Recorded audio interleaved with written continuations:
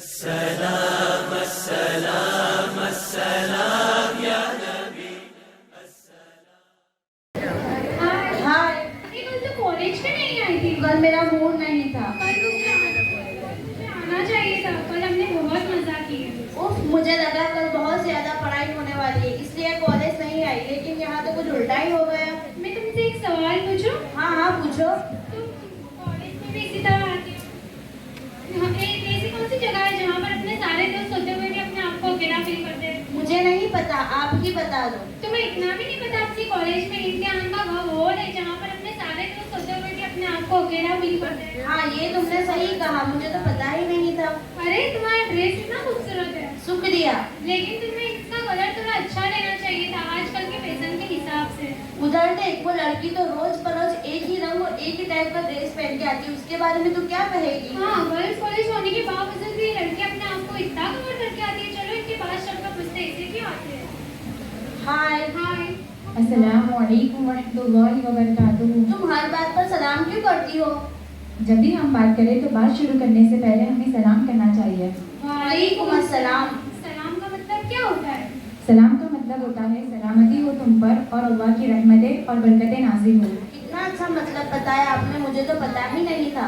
मैं तुमसे एक सवाल पूछूं? जी पूछिए। तुम इतने काले काले होकर क्यों आते हो? तुम इतनी बड़ी बेडशीट में चल कैसे पाती हो? तुम्हें दिखता कैसे होगा? तुम्हें सांस लेने में मुश्किल नहीं होती? अरे अरे, इतने सारे सवाल एक साथ? तुम इतने सारे सवाल इसलिए कर रहे हो क्योंकि तुम्हें पर्दे की अहमियत मालूम नहीं है। तुम कॉलेज में भी इसी तरह आती है, तुम्हें शर्म महसूस नहीं होती? कॉलेज हो या कोई और जगह, नकाब मेरी सेफ्टी के लिए है, इसमें कैसी शर्म? ओह, इसमें कैसे सेफ्टी? उससे क्या होगा? जब एक बेपर्दा औरत घर से बाहर निकलती है तो शैतान उसको गालिब उसकी तरफ माइल करता है, और जब एक पर्देदार औरत घर से बाहर निकलती है तो यही पर्दा और यही नकाब उसकी शैतानों और इंसानों से हिफाजत करता है। अल्लाह तबारक व तआला कुरान शरीफ में इरशाद फरमाता है कि तुम अपने घर में करार के साथ रहो और पुराने ज़माने जाहिलियत की तरह अपनी नुमाइश न करो। तो क्या हम भी तो मुसलमान हैं, किसी तरह आते, तुम भी इसी तरह आया करो। ये तो आजकल की फैशन हो चुकी है, तुम सभी इसी तरह आते हैं, तुम भी इसी तरह आया करो। सब में और हम में फ़र्क है। हम मुस्लिम कौम की औरतें हैं और औरत का मतलब ही छुपाने वाली चीज़ होता है। रुको, मैं तुम्हें एक मिसाल देती हूँ जिससे तुम्हें आसानी से समझ आएगा।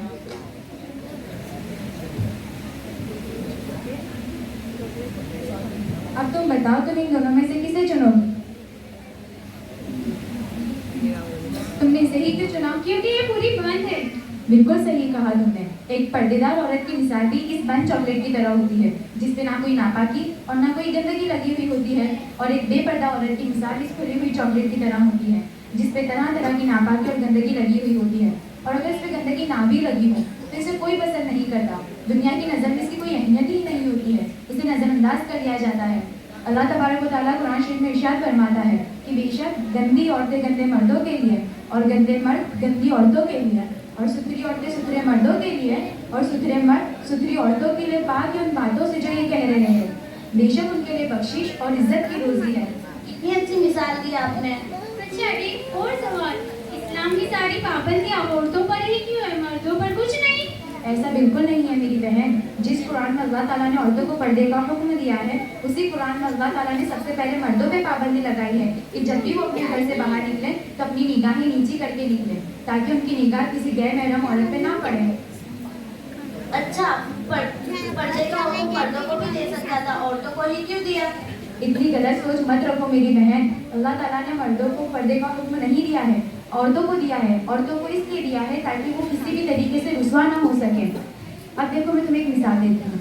तुम्हारे पास एक हीरा और पत्थर है, उसमें से तुम किसे संभाल कर रखोगी? हम तो हीरे को संभाल कर रखेंगे। हीरा तो कीमती होता है, पत्थर को हम क्यों संभाले? बिल्कुल सही कहा तुमने। एक औरत की मिसाल भी एक हीरे की तरह होती है जो बहुत ही नाजुक और कीमती होती है, इसलिए हम उसे कबाड़ में संभाल कर रखते हैं। अगर हम उसे लोगों के सामने नुमाइश के लिए रख देंगे तो वो सेफ नहीं रहेगा और उसे कोई चोर चुरा कर ले जाएगा, जबकि पत्थर को कोई भी नुकसान नहीं होगा। सही कहा आपने। मैंने ये भी देखा है कि आजकल की लड़कियां सोशल मीडिया पे अपनी फोटोज अपलोड कर देती है। ये भी एक किस्म की बेपर्दगी है। क्यों? क्योंकि हमारी फोटोज पे किसी गैर महरम की नज़र पड़ती है, वो उसे देखते हैं, लाइक करते हैं और कमेंट भी करते हैं। ये भी सरासर बेपर्दगी है। तो मेरी आप सभी से गुजारिश है कि आप अपनी फोटोज को अपलोड ना करें और दूसरों को भी इसकी ताकीद करें। वाकई औरतों को इस्लाम ने इतना ऊंचा मकाम दिया है, मुझे तो पता ही नहीं था। हम औरत आम औरत नहीं बल्कि खास औरत है और हमें खास औरत पर्दा और नकाब ही बनाता है। जज़ाकल्लाह, आज हमें पर्दे की अहमियत समझ आ गई। आज से मैं अहद करती हूँ कि मैं पर्दे की पाबंदी करूँगी और दूसरों को भी पर्दे की पाबंदी करने के लिए ताकीद करूँगी। इंशाअल्लाह अज़्ज़ वजल। अस्सलामु अलैकुम व रहमतुल्लाहि व बरकातुहू।